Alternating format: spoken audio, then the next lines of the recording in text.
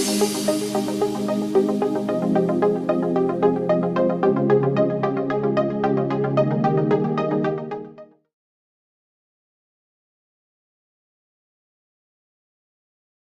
morning, everyone. I think you all have had a nice study session since yesterday, and I don't think I can recover from all of those interesting technology aspects that have been shared with you all. So, what I will do is, number one, since Reliance Group as such is a conglomerate of Reliance Capital, Reliance Infrastructure, Reliance Entertainment, Reliance Communication, our flagship, and my favorite topic certainly. So what I will do is try and cover aspects of information technology and based on the existing trends, what is relevant, how we are all going to be relevant today and tomorrow. And from that perspective, when you look at it, first of all, most important thing to note is, as a service provider, you know that whether it is in India or Sri Lanka or any of the other countries, we are not seeing as much of revenue growth as we would have liked to see. So the ARPUs have been definitely low. We always want to have the tariffs go up so that the ARPUs can come up a little bit. However, in order to make sure that we are still profitable in the market, there are many steps that an operator really needs to take. And what I have also seen in my experience that even if it is applicable to operators, it's also very much applicable to many of the other enterprises. I don't know how many of you are from the operator? Can we just have a show of hands? So there isn't a huge crowd from operator at all. So we will have to take some of these discussions in a perspective where we can also apply it to whether it is financial industry or any other background that you are going to use this information towards. But in general, I would say that the amount of data tsunami that is happening right now, that is prevalent across the board. And has anyone got a doubt that we will be short of capacity if we don't do something different? Anyone? Or anyone has a different view how we can address this data tsunami? I would certainly say that from a service provider perspective, that is the thing that keeps me awake most of the time. And the second question that keeps me awake is, really, this title, CIO, I am totally confused, to tell you the truth, because I really don't know what I am, whether it is an IT head who does the IT hygiene type of thing, or is it the innovation officer, or is it really the integration officer? And the more I think about it, and perhaps we'll have an answer by the end of this presentation, I find that there are multiple things one has to do. And really, no one of the other functions takes responsibility for who should be doing that. Basically, the ownership aspect is completely lacking whenever we talk about a new technology deployment, a new launch of a product, a new tariff that is launched, or even a customer service experience that people seem to have a lot of complaints about. Usually, if there is some connection, that is connectivity that is not available, there will be a complaint, right? So my point is, we have to be the ones who have to take accountability, and that's where we narrow down to, we have to play the role of an integrator. But integration alone is not going to do the drill. You have to do the innovation along with it. You cannot get the lights off, right? Lights on is going to be part and parcel of the thing, as well as you have to do the required new application development.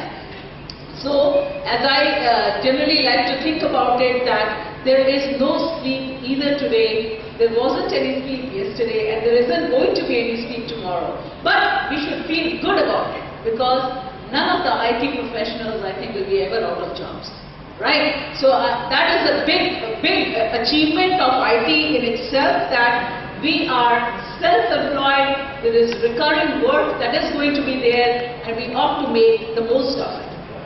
Now when you look at it from a customer angle, it's really very simple. The customer says, give me connectivity, don't allow my call to drop, and basically make sure that if I have to watch a movie, the quality has to be good. Because today people don't want to just look at only accessing internet or an email service or a data service. They all are looking for much more multimedia content.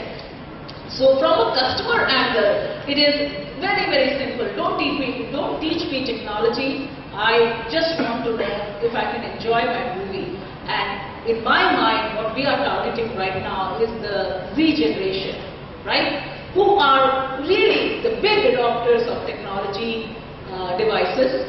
We are all the enablers, but the Z generation are the real adopters of these devices. So we ought to keep that in mind. And what does the seller need to do? A seller, of course, needs to be a lot more smarter.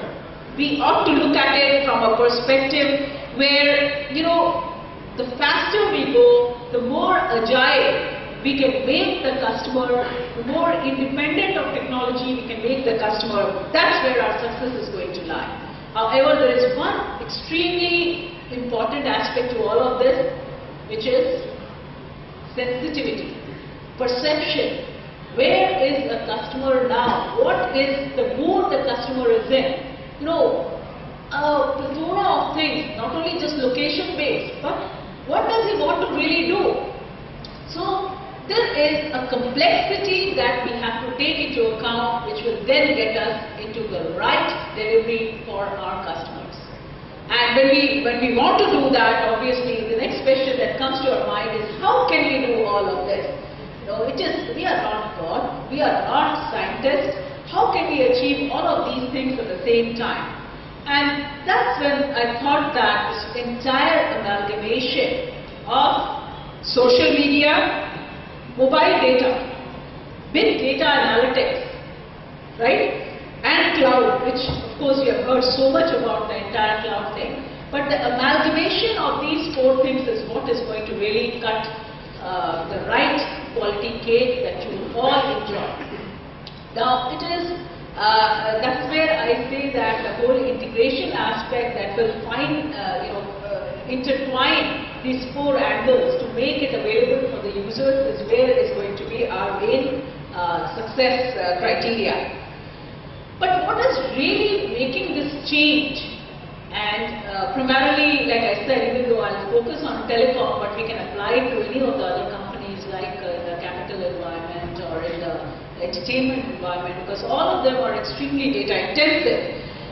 The four forces are trumpeting the advent of a paradigm shift, and no one can stop that. That is very clear.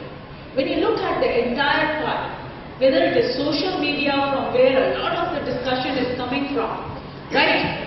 A whole road of new opportunities awaits those who avail the benefits of this social media, and accordingly, big data, the structured way of doing things, so that you can have the retrieval of data and information in such a way that you do give the agility to your customers, to your enterprises, and to your other businesses as well. And finally, in order to get the lowest TCO possible, somewhere or the other, as we all know that, we can't just remain on Earth. We have to go on the cloud one way or the other. So we have to think from a perspective that within this space itself, we today see that we are sitting on top of a lot of data collected through social interactions. So I think everyone is familiar with the CRMs. Each of us have a CRM. And in the CRM, whether it is order entry data, and based on the order entries, the call data records that are collected, the feeds from Twitter, Facebook, or any social or collaboration sites that are collected, the collation and storage of this humongous amount of data is the science that will make big data bring the art to analyze and adopt this data as information. And extensive data crunching campaigns will allow us to make it much more targeted. It would not be heard again that, look, I was hearing all of these religious songs when I really wanted to hear some disco music, and vice versa. My grandmother always complains, why do I get to hear all this jazzy, zippy music on my phone when I've actually subscribed? I would like to subscribe to some kind of a religious music. The targeted campaigning is still not as effective because we are not able to leverage all of the data from a predictive analytics perspective. Now, the collaboration of all of these things has to be pushed into the devices that have been made available. The smartphones, the tablets, the feature phones, the iPads, all of them make us be on the move. But it is the push technology that is going to get you the right kind of data. Now, this was in fact as a concept, for example, when Nokia introduced the entire push button, the single push button, that was a different, for a different reason. That make it simple, just push a button and you get a certain kind of service. Now in this case, you should be able to push a button and you should be able to get any kind of application, including your customer self-service, customer care type of things. Now when we think about it, what are these pillars of change that are really making us go in circles? The pillars required for a go-to market with an innovative streak are ready and mature for the next leap. For example, in the case of big data, with the advent of big data, it's now technologically possible to collect. I have currently about 5 petabytes of data that is growing, and I don't really know how to make sure that we are able to extract all of that information before any other competitor really takes up the some intelligent technology and applies it. So the petabytes of data need to be a lot more structured. And even from unstructured information, the requisite amount of information could be extracted by not going towards SQL, no SQL, right? We need to be able to have the right kind of intelligence built into it. The distributed file systems and programming paradigms, etc., are going to help reduce the amount of time that we are really spending in looking at that data. Social technologies will also allow collation of customer interactions, feedbacks and leads. An analysis of the same could actually create something called the emotional index. Please remember, execution of this amalgamation of these 3-4 technologies is not the simple management word of doing the tasks right. It has to have a thing called the emotional index associated with it. Otherwise, we will be just doing the wrong thing. We will be working on making a perfect execution while the actual target will be lost. So there is an emotional index of the customer segment that needs to be addressing the strengths and weaknesses of the competition. And that's where I plead to the vendor communities, to our partners, to think a lot more in a comprehensive manner. How can we make sure that aspect is also taken care of? Now, mobile applications are the control interface to extend the product value and differentiation by integrating the context awareness, customer feedback and predictive analytics. And I think some words I've heard earlier, the earlier presenters about the context awareness aspect of things.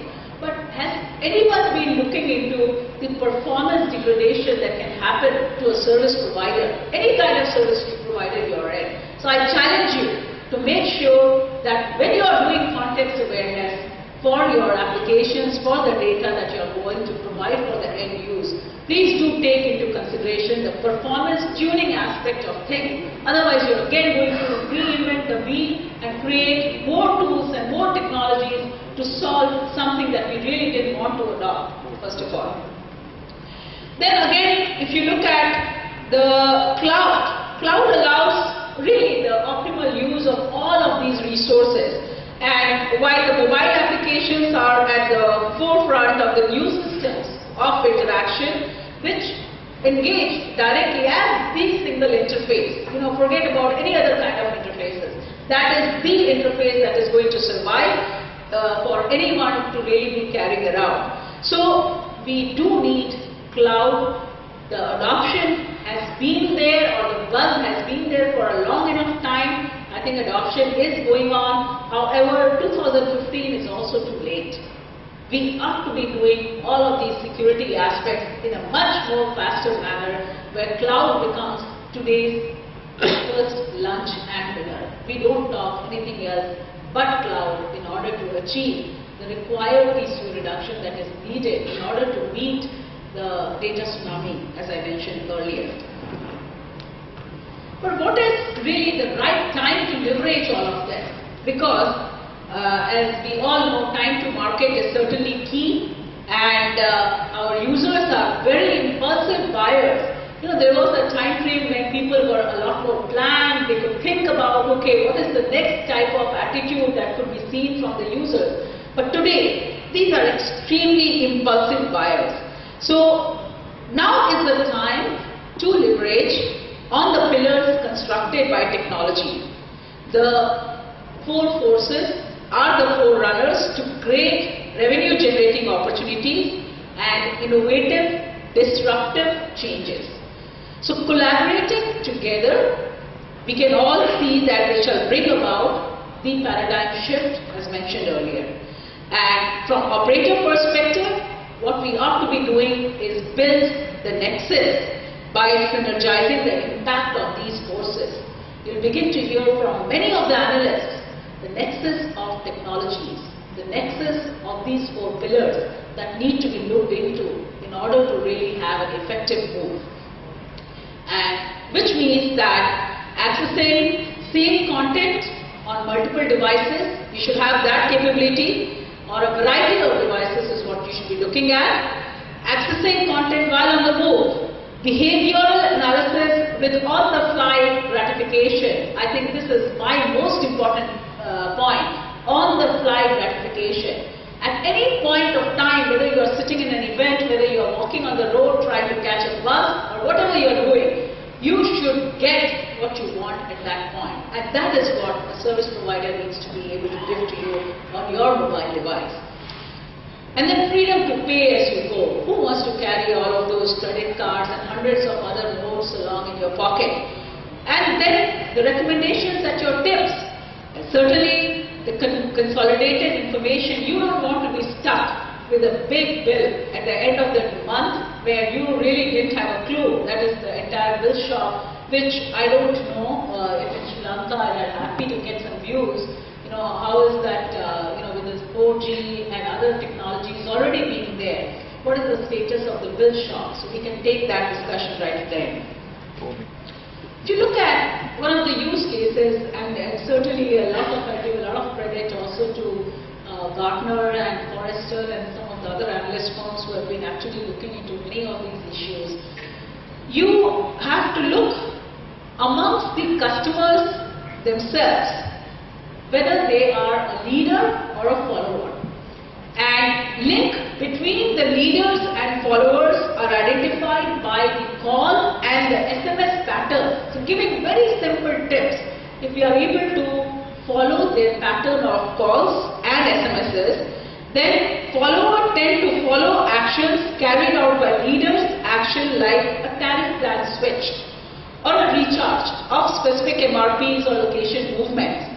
And the CDRs, which are the call detail records, which carries calling party, the called party, location, device info, call duration, entire history, geography of what you are doing is all captured in the CDR. Since the telco people can relate to that aspect, I'm mentioning that. So with the power of cloud and big data, analysis of these billions of CDRs, I today handle close to 3 billion CDRs each day. So you can imagine annually how many CDRs we're actually having to assess in order to make intelligent decisions.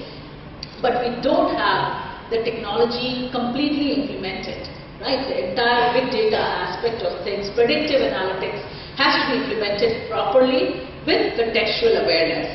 So this allows, therefore, for us to identify the leader much in advance and focus on them.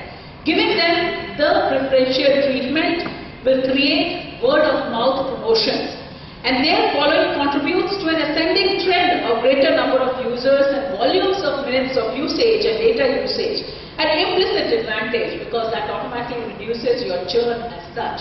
So I would emphasize that really there is not a huge rocket science in the logic that needs to be applied, but the volume and the interdependencies that have to be taken into account is certainly more like a neural network. And that is where we all need to work together to grab this particular opportunity. For instance, when you look at the customer hub, the opportunity lies with the diversified businesses in mobile and wireline, broadband and digital to the home, right? To create a single view of customer. Now when you apply the data and analytics part to it, mining multiple CRMs, billing systems and network location updates to identify multiple accounts of the same customers, isn't it obvious that account consolidation is the only way? And that will allow for suggestions along the lines of doing a lot of these things in self-care mode. And self-care and do it only if the customer approves. In India, definitely I would say that regulation has allowed for the regulator to avoid putting patches, vast content onto subscribers without their permission in the West and all that has already been implemented. So these are important regulatory needs that have to be there in order for the enhancement of the better adoption of our services by the customers. And what are the results? Certainly revenue growth through ability to do better cross-sell and upsell with more accurate customer view and effective marketing campaigns supported by enhanced customer information. So we ought to look at a customer as a single customer and not as multiple customers buying different kinds of services. And that is where it is extremely applicable to all the industries. Even today when we call a banking industry, for instance, or an insurance firm, people don't want to be on your call center. It is very, very difficult to get the kind of satisfaction that is still, that needs quite a bit of maturity still now. Now, when you look at the telecom operators building the nexus by synergizing the impact of these forces, over 4 million petabytes of new data will be generated by this year by both structured and unstructured data. So, from a social perspective, it establishes the interconnection of people as a key determinant of style of architecture, the collaboration of the business model, and from a mobile perspective, it does eliminate location, time, platform as a determinant of ability to access and interact with or participate. And big data, it shifts the data focus from simple structured mining to trending analysis and predictive pattern matching on the fly. And the mind is exactly there. Predictive pattern matching on the fly. Entire trending analysis so that you are actually thinking on the fly what decisions to make based on the analysis. And certainly shifting using the cloud from enterprise technology delivery to outcome and value generation in a culture of parameters. Please mark my words. These are little different than what we used to use probably a year back. It is the emotional index, it is the cultural transformation which has to go along with all of these technology transformations. And the huge, very huge device diversity will create a need options for customers to create the reams and reams of personal and corporate data. So I just want to mention that the type of steps that we are taking right now is has certainly got its challenges. Certainly a very short shelf life for innovative products and applications. Before you turn your face, you have another new product or application. I was just talking to Salil there, and we said that D-Link is doing this thing. I said I've already implemented something else from a security perspective. So before we realize things are changing, earlier devices used to change very fast, which they continue to change, but at the same time the back-end technology is also changing very fast. we ought to be doing something so that we can have an infrastructure in place which is controllable. The automated and paid reviews, I would say, will be common nefarious uses of social media. I think that is an extremely important application that we ought to be leveraging further. And regulatory challenges like service acquisition and activation guidelines and customer privacy issues, etc., are going to be prevalent. And I'm just waiting for that day when they actually stop. The number of regulatory changes I've made in the provider infrastructure over the last 1 year has been probably more than any number of feature changes I've introduced. And there's a cost associated to all of that. And on top of that, the lowered ARPUs. So who's going to take care of all of these challenges that operators face? And again, this is where we all need to be working together. And the skepticism towards the cloud, the IT users, across the world feel that the public cloud, it remains immature for enterprise use. And there is always that tickling feeling that if something goes down, and we know some of the case studies, the major concerns, therefore, are yet to be addressed, but we can't wait another 2 years to finish closure on that.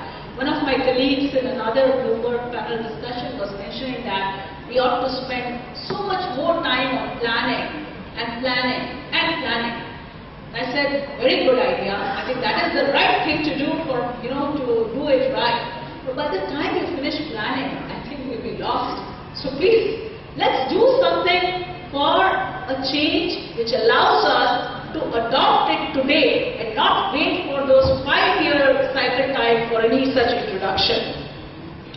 I think countries in the Asia Pac like India, like Sri Lanka, we are all having the potential to lead the world in the adoption of social, mobile and cloud information.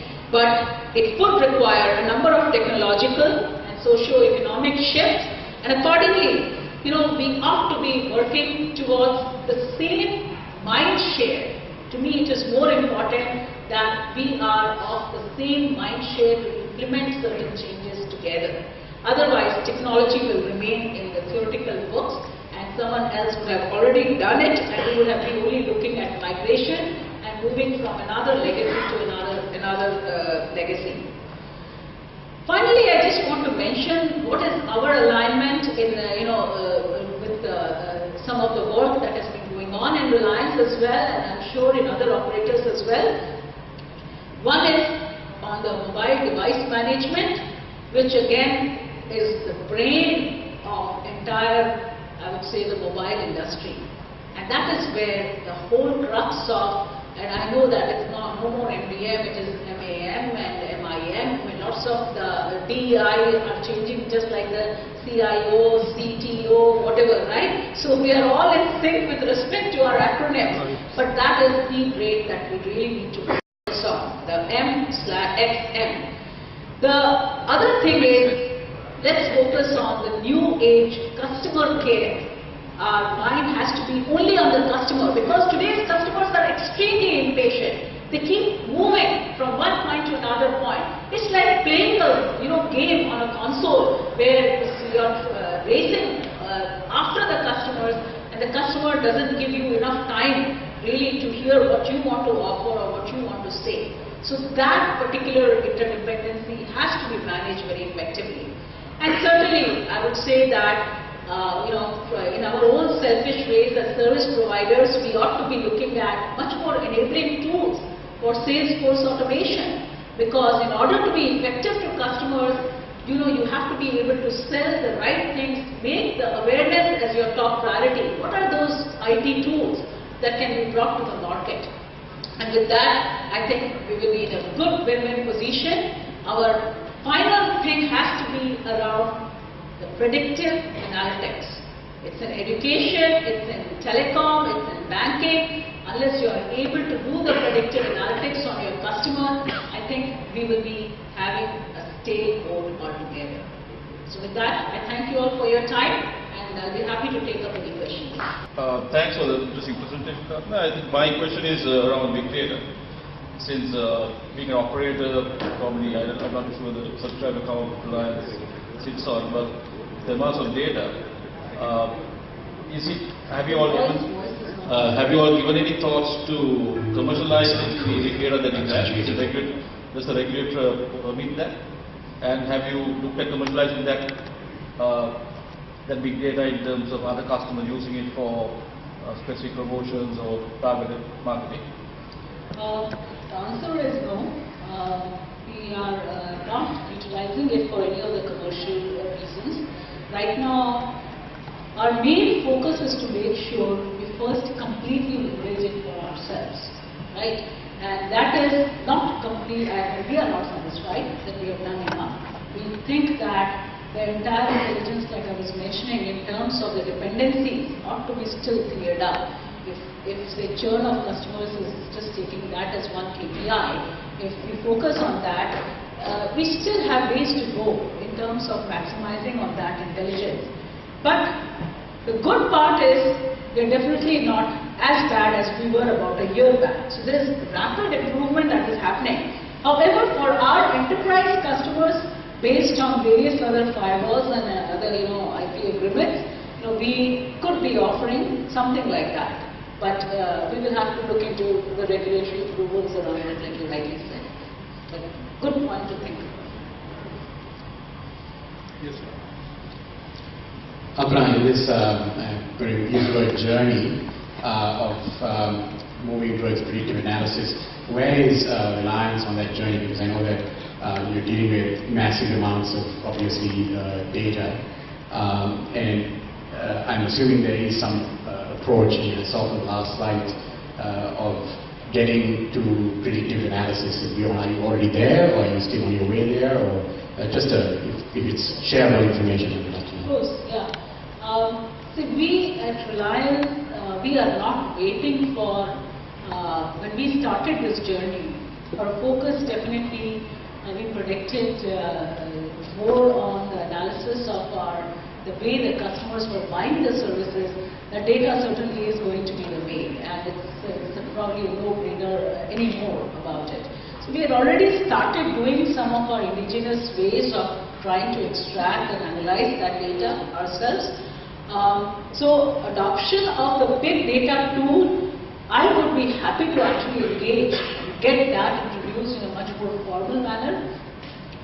We are talking to a number of partners, but since there is a hybrid solution right now where we've already done certain things, or getting another product from outside, how do we integrate the two and maximize the output from it, that's where we are in the whole journey. But the intent is certainly, there's no two words, big data and cloud with a limited set of applications is where we would like to be in. Yes, I'm Dehan from Mr. Motorola.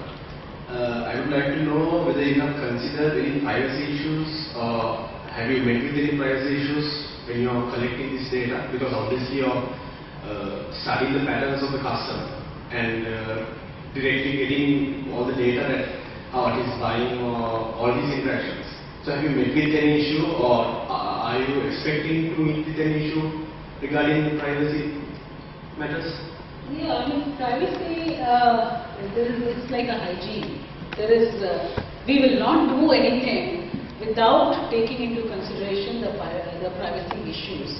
So for us, I don't look at technology adoption for the sake of technology adoption. That is absolutely not the way to look at things. Things can be done faster and better by adopting certain technology, as long as the most important thing is the privacy and the security aspect.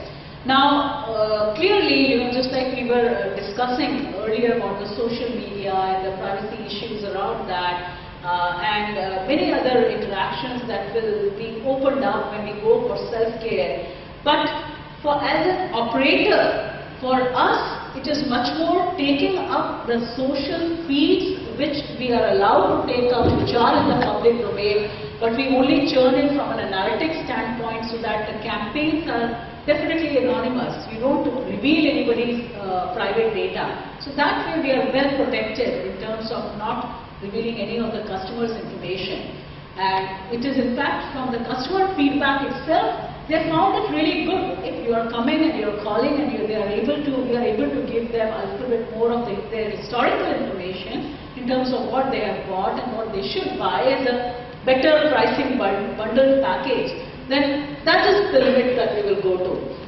But in fact, the question that Brian had also asked about whether we should not have social media and social networking, I would say it's like a newspaper, right? No one can stop anyone from publishing what they want in the newspaper, but then still some regulations did come up. So it is many times a controlled information. For social media also already enough work is going on from the back-end agencies, from the governments of various countries, where these types of controlling aspects would need to get more and more mature and more attention. While it is getting already, it really needs to come to that state, and that takes somewhat of a time. You can't force that. It's just the gamut of things, the volume and the scale at which it needs to be addressed is too high. But good question. When you sort of look at the whole sort of big data movement, I mean, if you could sort of summarize as to what are the biggest kind of advantages for corporates, kind of like sort of the main kind of benefits from that? Yeah, big data, I just like to summarize it in a way where it is for not only the corporates but obviously for the consumer, much more immediate application is for the consumers. Really, immediately that we have to apply. But for the corporates, like we have our enterprise customers who want to know, in fact, one of the key questions they ask is, since you, for example, we manage their hosted infrastructure space of their data centers, then where is it that they can get their revenue growth from? So they look at us to analyze and predict some of the offerings that they can give to the market. And that's where we see for enterprise customers, and we have already started applying some of that aspect, but we can actually use the big data in a much more significant manner for these corporate environments. But I still think that for immediate applicability, low-hanging fruit, go for a consumer data, enterprise comes along. It's not a different aspect altogether. It's just a similar ballgame.